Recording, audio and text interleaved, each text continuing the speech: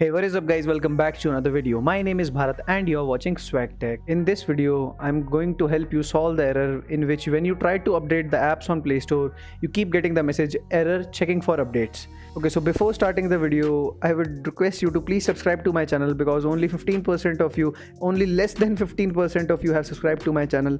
It will really help me a lot. So without any further ado, let's get into the video.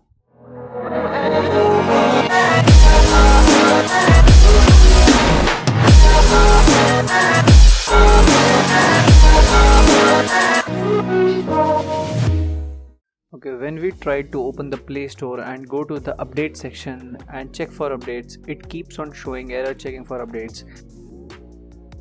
And to resolve this, you have to do a very simple thing. Let's go to settings and go to the installed app option, and in Play Store you have to force stop it and clear the cache and storage data.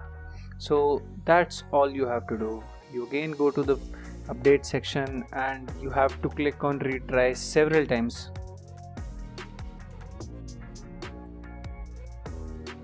As you can see, the problem has resolved. If it was helpful, please like this video, subscribe to my channel. Until then, take care, bye bye.